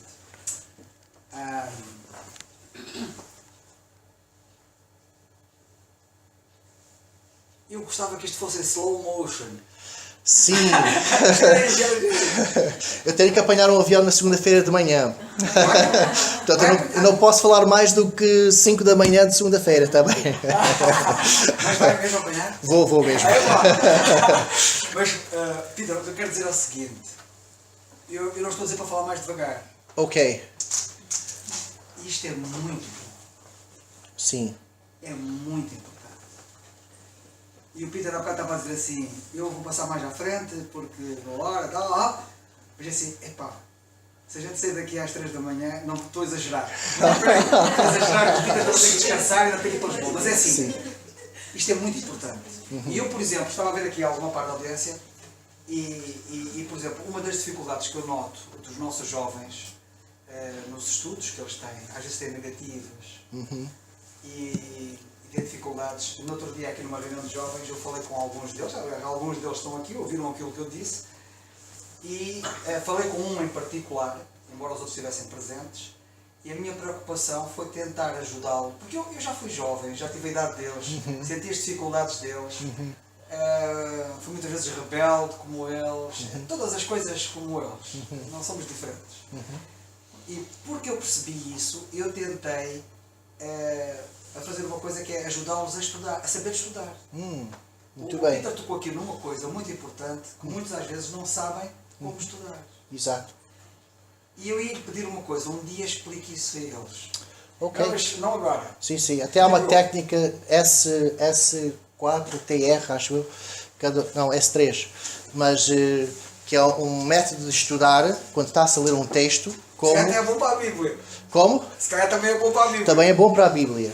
Mas se a pessoa usar esse método de estudar, é impossível não se lembrar daquilo que leu. Não é? Resulta sempre. Mas isso é só um. Há muitos métodos. E isto foi ensinado a partir da primária, onde eu cresci. Okay? A partir da primária nós estamos a aprender estes métodos. Eu já sabia escrever um trabalho, fazer um trabalho com bibliografia, etc., a partir do 4º ano. Ou seja, o que os professores com mestrado não sabiam fazer, eu já sabia, eu e outros, ok, naquele mesmo país, no 4º ano. Não é? E, portanto, E infelizmente nesse país, segundo eu tenho ouvido, já as coisas mudaram muito. Mas porque é do interesse de Satanás, isto é outro assunto, mas é importante, é do interesse de Satanás que a raça humana seja a mais estúpida possível. Porque qualquer ser que saiba pensar, que tenha um pouco de lógica, vê que estas coisas que o mundo está toda bêbada com estas ideias, são ridículas. As ideias que o mundo tem, ok? E que se passa por aí, e estas leis que fazem tão ridículas, têm a ver com moralidade e imoralidade, qualquer pessoa que pensa um pouco, uau, o que é que se passa aqui? Não é? Isto é... Não é? E Satanás está-se a rir. Está-se a rir da raça humana com esta estupidez. Então é do interesse dele que sejamos o mais ignorantes possíveis. O primeiro país a fazer o ensino obrigatório foi os Estados Unidos da América. Antes de ser Estados Unidos da América. Portanto, eram colónias da Britânia. E sabem porquê? Isto é interessante. Porque os pastores estavam preocupados porque o povo estava a crescer em ignorância e quanto mais ignorantes eram, mais pecadores eram. Mais eles não achavam certas coisas erradas. Então eles instituíram, chama-se The Devil Deluder Act. Não é? A lei contra o enganador, o diabo. E era para ensinar as crianças a ler, com 5 anos de idade, usando a Bíblia como seu texto único, não é? Para que Satanás não pudesse os enganar, não é? E essa é algo que nós ainda acreditamos, não é? E queremos que pessoas saibam ler. E muitas pessoas aqui no Norte, por exemplo, converteram-se em tempos passados porque ouviram a palavra de Deus, mas muitos deles até porque sabiam ler e foram entregados um folheto, não é? Ou uma Bíblia, e eles por si mesmos conseguiam chegar à verdade, não é? Com o Espírito Santo a convencê-los. Portanto, é muito importante. Sensibilidade pelo próximo não é algo que se ensina nas escolas. É interessante, porque até parece que é o contrário, não é? Eles ensinam-nos sensibilidade para com os homossexuais, ensinam-nos a ter sensibilidade pelos ilegais, sensibilidade por não sei quem mais, e ao mesmo tempo vê-se os alunos ali a baterem uns nos outros, e nos professores até. Algo se passa aqui, está errado, não é? Ok, vamos continuar. Perspectiva de Deus sobre o mundo. Claro, Deus não está lá. Ok? Muito bem. Aconteceu outra vez. Mas eu tenho aqui os apontamentos. Vim preparado esta vez. Deixa-me só passar para a frente. Isto acontece por causa dos diferentes sistemas de operação. Eu fiz quase tudo isto no Linux e lá atrás estão a usar outra coisa qualquer. Né? Windows ou Mac. Windows. Isto explica tudo. Estou a brincar. Não, então é 1 Samuel 13, versículos 19 a 22. Eu posso ler daqui, está em letra muito pequenita. Ou ainda, não sei se é melhor, mas eu posso só resumir o que é. Mas, bem, alguns já estão à procura. Sim, 1 Samuel, capítulo 13, versículos 19 a 22. E em toda a terra de Israel nem um ferreiro se achava, porque os filisteus tinham dito, para que os hebreus não façam espada nem lança. Pelo que todo Israel tinha que descer aos filisteus para amolar cada um a sua relha, e a sua enxada, e o seu machado, e o seu sacho. Tinham, porém, limas adentadas para os seus sachos, e para as suas enxadas, e para as forquilhas de 3 dentes, e para os machados, e para consertar as aguilhadas. E sucedeu que no dia da peleja se não achou nem espada nem lança na mão de todo o povo que estava com Saúl e com Jónatas. Porém acharam-se com Saúl e com Jónatas, seu filho. Obrigado. Eu vou tirar o casaco, estou com calor. Mas... Obrigado.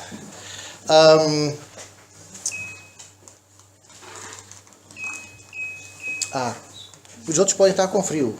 Eu baixei um bocadinho, tá? Eu sei que eu sou um animal diferente. Mas, muito bem. Então nós temos aqui uma história, parece que não tem nada a ver com a educação. Mas os filisteus, depois de muita luta, conquista e reconquista, finalmente conseguiram conquistar os israelitas. E foi uma época muito escura para os israelitas, uma entre muitas. E sempre como resultado da sua própria idolatria, não é? E então, finalmente, Deus deixou-os ter um rei, Saul, e o rei Saul tinha no seu coração, já antes de ser chamado como rei, a opressão dos filisteus. Ele já estava a orar para que Deus trouxesse alguém para livrar o povo dos filisteus. E esse alguém era o próprio Saul. E então era tempo de pelejar e de lutar contra os filisteus e de empurrá-los fora da sua terra. E não é que não havia ninguém com armas, ninguém tinha espadas, ninguém tinha escudos. Só Saul e Jonatas, e talvez porque eles conseguiram comprar algum filisteu secretamente, não é? Nós não sabemos essa história, mas eles lá arranjaram.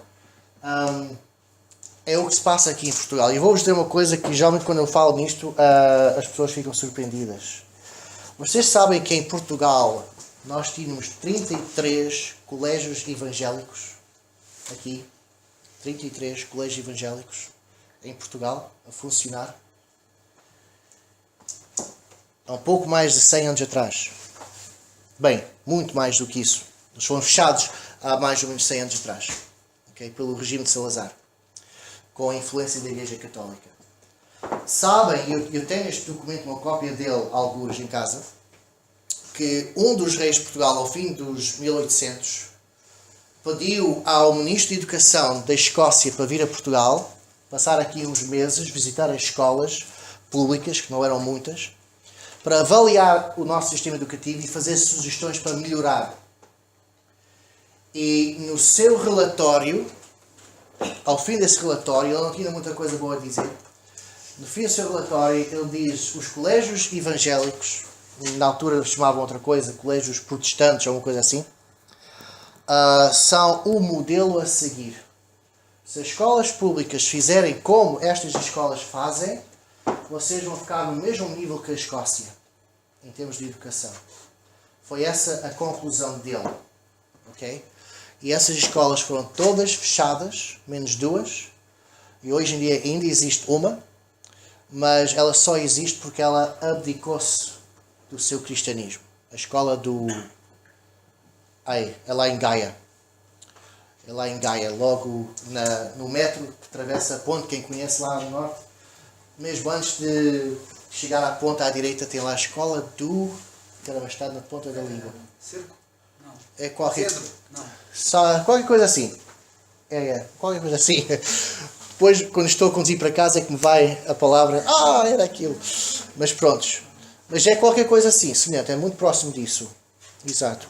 Mas eles conseguiram sobreviver porque eles basicamente abdicaram-se da sua filosofia cristã, etc. Para continuarem. O que é que aconteceu? Os filisteus vieram e disseram: os israelitas, estou agora a falar figurativamente, ok? Têm as suas flechas. Quem são as nossas flechas? O que é que o Senhor disse? Os filhos. Os nossos filhos. Nós não queremos isso. Então vamos retirar os ferreiros. Não é? Que fazem as flechas, que fazem as lanças, que fazem as espadas. Não é? E então o povo israelita, quando tinha alguma ferramenta estragada, tinham que ir aos filisteus para eles arranjarem. Porque eles não tinham ferreiros em sua terra. E é isso que Satanás quer fazer com os nossos filhos. Quer retirar os nossos filhos de nós, para que nós não os formamos como deve ser. E eles é que vão formá-los. E eles então assim vão ser armas não para Deus, mas contra Deus. Então, o que nós vimos aqui em Portugal é que eles retiraram-nos os ferreiros. Os ferreiros são os pais, são os professores cristãos, nas escolas cristãs que havia aqui. Não é? Para não sermos um perigo para com eles. E uma das coisas que mais me entristece aqui em Portugal é o quão pouco efetivo a igreja é no mundo, aqui. É quase como se nós não existíssemos. Nós não temos voz, porque nós não usamos a nossa voz, porque nós não fomos treinados nas coisas do Senhor, e também porque muitos de nós não temos convicção, não é? E o mundo faz as coisas e nós ficamos com as mãos embaixo sem levantarmos. E Cristo diz que nós sermos luz e sal neste mundo. E muitas vezes nós não somos. E uma grande parte disso é porque nós e os nossos filhos não estão a ser treinados nas coisas do Senhor. Estão a ser, e eu digo isto com toda a seriedade, estão a ter uma lavagem de cérebro da parte do mundo. E essa é a única maneira de explicar. Eu sei que podem pensar em um radical. Eu não importo, já fui chamado radical muitas vezes. Até estou a pensar em mudar o nome, não é? Peter Radical Cerqueira. Mas é verdade, é uma lavagem de cérebro. Todos vão acreditar numa coisa ou de outra. Não existe um vácuo no ensino. Deus criou o ser humano de tal forma que ele quer aprender. Desde criança. Um bebê de 2 anos de idade já tem mais inteligência, mas muito mais inteligência do que um golfinho adulto. Okay? Do que um polvo adulto. Que os evolucionistas gostam de dizer, são tão inteligentes. Um bebê de 2 anos já é mais inteligente e muito mais inteligente do que esses animais inteligentes. E nós fomos criados para aprender, desde bebê até velhinho. Deus nos criou assim. Porquê? Porque o plano dele original é nós andarmos com ele todos os dias. Como Adão e Eva faziam. E ele ia nos ensinar com a sua mente infinita, ensinar-nos todos os dias. E nós vamos estar a aprender toda a eternidade. Não pensam que chegam ao céu e já vão saber tudo e não é preciso aprender mais nada. Nós vamos aprender toda a eternidade. E temos um Deus infinito. Nós nunca vamos aprender tudo. Em toda a eternidade. É maravilhoso. Mas o ser humano, na sua mente, no seu coração, nunca há um vácuo. Se nós não estamos a ensiná-los as coisas do Senhor, eles vão aprender as coisas de Satanás. Se nós não ensinamos os princípios bíblicos, eles vão aprender os princípios do mundo. E vão aprender, e vão interiorizar, e depois vão vivê-las. E nós temos que ter muito cuidado com isso.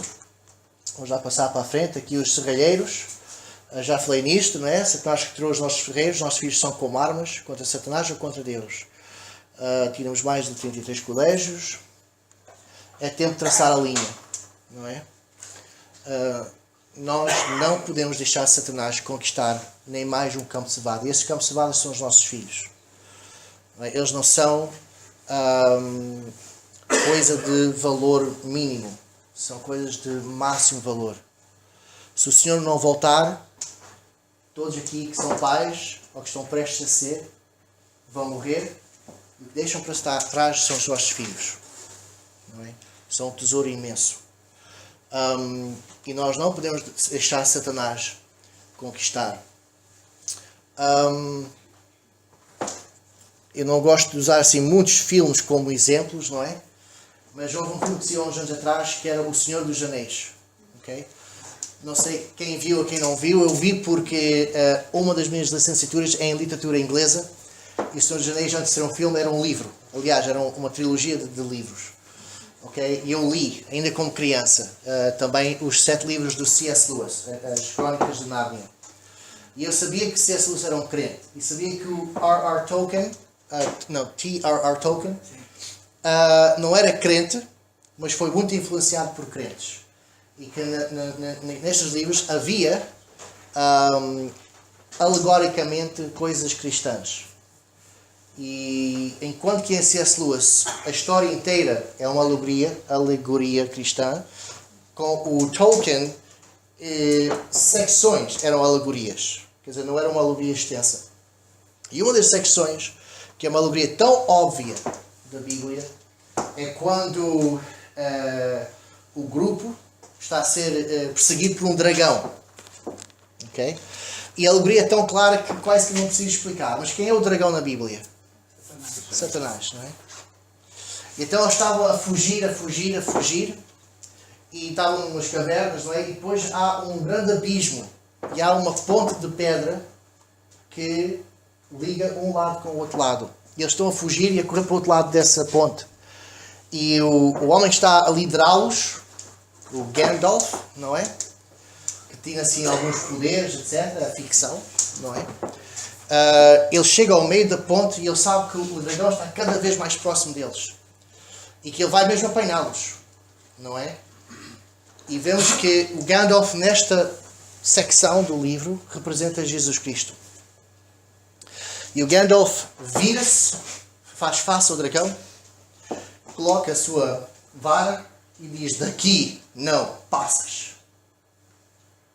Lembram-se dessa parte? Aqueles que leram o livro ou que viram o filme? Daqui não passas. Ele sacrificou a sua vida, destruindo a ponte, e ele e o dragão caíram. Mas mais tarde ele surge, que é a ilustração de Cristo ressuscitar. Não é? Jesus Cristo disse a Satanás naquela cruz: daqui não passas. Ele salvou-nos a alma. E nós temos de dizer a Satanás, olho no olho: daqui não passas. Eu traço a minha linha com a minha família. Tu não vais ter os meus filhos. Tu não vais ter os meus filhos. Eu lembro uma vez um brasileiro veio ter comigo na escola. Queria pôr o seu filho foi abusado sexualmente pelo professor. Uma coisa que acontece também muito nas escolas públicas. E não há ninguém que faça nada. E ele disse-me a mim, o seu filho estava numa escola batista, no colégio evangélico no Brasil, batista, que foi uma coisa tremenda para ele. Mas era uma família que estava a lutar pela vida, não é? Muito pobres. E eu estava ali sentado e ele disse: olha, diga-me o preço. Eu não importo ter 3 empregos, de morrer daqui a um ano por não dormir, mas o meu filho vem para esta escola. Ele não volta para aquela escola. E eu fiquei muito admirado com isso. Isso aqui é um pai. Isso aqui é um pai que vê espiritualmente. E vê o valor do seu filho. Em que estava pronto para sacrificar-se. E muitos pais, onde há colégios evangélicos, nós não temos em Portugal, para portugueses, mas em muitos países onde há, muitos pais não o colocam porque é caro demais. Se o colocarem numa escola dessas, já não podem ter televisão a cabo. Já não podem ter aquele carro de último modelo. Já não podem ter estas outras coisas. E depois, anos mais tarde, admiram-se como é que os seus filhos desviaram-se dos caminhos do Senhor. Não estou a dizer que as escolas cristãs são a solução, mas que elas podem ser uma solução, entre outras coisas. O principal é os pais viverem uma vida cristã, não é? Mas o problema é a lei da proporção. Os filhos, quando chegam a casa, quanto tempo é que passam verdadeiramente com os pais? E quanto tempo é que passam numa escola pública a serem doutrinadas, a terem essa lavagem de cérebro? E depois os média, internet, YouTube, televisão, rádio, jornais, tudo isso a influenciá-los. Bem, vamos continuar. As nossas famílias, nós temos que traçar a linha, e com Deus nós somos a maioria. Lembramos de David e Eleazar contra um exército inteiro. Não é? Quem é que tinha a maioria? David e Eleazar. Porque Deus estava com eles. E quando nós temos Deus connosco, nós somos sempre a maioria. E então, nós temos que lembrar isso. Soluções. Então vamos entrar mais na parte prática. Aqui é que eu queria que houvesse bastante interação. Podem levantar a mão, fazer perguntas, questionar, desafiar, etc. O facto é que os pais não têm tempo para contrabalançar a doutrina humanista. Okay? E deixa-me só dizer uma coisa, que isto é muito importante. Muita gente aqui em Portugal confunde humanismo com humanitarianismo. Okay? E muitas vezes eu ouço pessoas dizer: eu sou humanista. Até já ouvi pessoas dizer: Jesus era humanista. Não há coisa mais longe da verdade do que isso. O humanismo é uma doutrina religiosa do mundo. Okay? Se quiserem, vão para a internet e datilografam humanismo. Ou se quiserem ser mais precisos, humanismo secular. E vai surgir os manifestos humanistas. Okay? O último foi em 2000 e... quando não me lembro, 2001, 2002. Okay? O manifesto humanista. Okay? Houve um em 1913, outro em 1971. Depois houve um e outro logo a seguir do outro. E leiam. E vão ficar chocados. É mesmo anticristão. Diretamente. Sem vergonha nenhuma. Que eles existem para ser contra. E essa filosofia, essa teologia, é a teologia que a maioria dos governos adotaram. Se vocês foram para, e eu já fiz isto, o website do PSD, do PP, não sei quantos, PP, do Partido Socialista, do Partido Comunista, do Bloco de Esquerda e de todos os outros, todos eles dizem, logo no início, quando estão a falar de que é que nós acreditamos, todos dizem: nós somos humanistas. Okay? Não estou a dizer que são humanitarianos. Jesus Cristo era humanitariano. Nós devíamos ser... Humanitário, obrigado. Humanitário. E nós devíamos ser. Humanitário é quando nós queremos fazer bem ao outro ser humano. Okay? Ajudar outro ser humano que está necessitado. O humanismo é uma religião em que o homem é o centro. O homem é Deus. E se vocês lerem o Manifesto Humanista, eles mesmos dizem isso. Nós, como seres humanos, evoluímos e já não precisamos de Deus nenhum. Okay? Nós é que somos o nosso próprio Deus. E nós rejeitamos qualquer Deus e noções religiosas e babá. E mais tarde falam especificamente do cristianismo. E como eles têm que derrubar o cristianismo nas escolas, etc. Veem lá o plano deles todos. Se lerem o de 1913, vão ver como muito aquilo que eles estavam lá a dizer já se concretizou hoje em dia. E então nós vemos isto aqui é o humanismo. E é completamente contrário. Eu já falei aqui de Jeremias 17, creio eu. Maldito o homem que confia no homem. E mais abaixo diz, bendito aquele cuja confiança está no Senhor. E o humanismo é nós confiamos em nós mesmos. Nós conseguimos por nós mesmos. Nós não precisamos de Deus nenhum para nada. E nós vemos o auge, o clímax do humanismo na guerra de Armagedão. Quando o homem com as suas armas, lasers e bombas nucleares, etc., se opõe a Jesus Cristo, que volta no cavalo branco, no cavalo de guerra. E então vê-se aí o auge do humanismo com o soco no ar, ok? Contra Jesus Cristo. E Jesus Cristo diz uma palavra e é o fim. Porque as doutrinas deles são falsas. E o ser humano não tem poder nenhum a não ser em Cristo Jesus. Mas até chegarmos lá, temos que questionar os nossos filhos. Porque eu creio que Jesus Cristo vai voltar em breve. Os nossos filhos vão ficar cá quando nós formos arrebatados? E eles vão estar nesse exército em Armagedão contra o Senhor? O que é que vocês querem? Querem que os vossos filhos voltem convosco nesse dia? Atrás de Jesus Cristo? Para reinarem no milênio com Jesus Cristo? Ou querem que os vossos filhos estejam naquele vale sangrento, irados contra Deus, completamente rebeldes contra o seu Criador? O que é que nós queremos para os nossos filhos? São questões verdadeiras. Por enquanto pode parecer abstrato, mas garanto-vos que um dia vão sentir na pele. Nós, os nossos filhos. Nós, os pais, não temos tempo para contrabalançar a doutrina humanista, porque está a ser bombardeada de todos os lados. Nas escolas, na televisão. É uma pouca vergonha o que se vê agora nas televisões, não é? Eu até diria, pegam a televisão e deitam-na pela janela fora, não é? As vossas televisões fazem mais bem numa lixeira do que em vossa casa, não é? Eu aprecio as notícias, mas realmente é uma coisa que é muito mal. Se quiserem ver filmes, escolham, vejam os filmes, filtram. Eu conheço pais que veem filmes, quando chegam a certas secções, eles carreguem no botão para avançar. Não é só quando há palavrões ou cenas imorais, mas até quando são doutrinas a serem ensinadas. Não é? Acreditar em ti mesmo, etc. Eu estava a falar sobre redomas e não acabei, pá. Isto é incrível. Eu acredito em redomas, porque elas existem. Quer que seja as redomas do humanismo, nas escolas públicas, ou as redomas cristãs. Há uma irmã norueguesa que chegou a ser quase ministra de Educação lá na Noruega. E ela escreveu um livro, e o título do livro em norueguês, eu tenho a cópia em inglês, não existe educação neutra. Porque a ideia é que a escola pública é educação neutra. Não, não é. Okay? Eles estão a ensinar uma religião, que é o humanismo. E o humanismo é uma religião. Se nós formos à definição que é uma religião tem que ter uma história de origens. O humanismo tem isso, evolução. Tem que ter a sua própria ética. A sua ética em que eles até dizem que nós somos imorais porque nós não abraçamos os homossexuais. Eles têm a sua moralidade. Tem também a sua escatologia. A escatologia é o futuro. Como é que vai ser o futuro?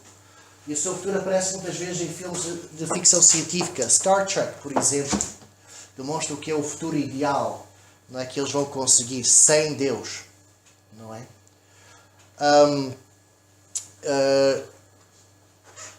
eu vivo no campo e gosto imenso de viver no campo. O problema é quando o carro arde e depois o transporte torna-se um problema. Já tem carro? Não, ainda não. Mas agora vou viajar, não vou preocupar até voltar e depois é que vou abordar esse assunto. Como é que veio agora? Veio de cavalo? Não, estou a brincar. Vim de cavalo. Não, aluguei um carro há poucas horas e depois vou devolver amanhã. Mas então, às vezes eu vou lá à loja e mesmo nas lojas, como Intermarché, Pingo Doce, Lidl, porque é uma zona rural, compra-se lá plantas e árvores pequenas para plantar, não é? E isto aparece em diferentes alturas do ano, que é um bocado esquisito, porque às vezes não é a altura certa para plantar essas coisas, mas estão à venda. Eu imagino às vezes, por exemplo, no Lidl, que alguém na Alemanha diz, vamos vender árvores de fruta, e estamos no meio de fevereiro, não é? Então, mas pronto, o que é que eu faço? Eu compro, trago para casa e fico em casa, digamos, numa redoma.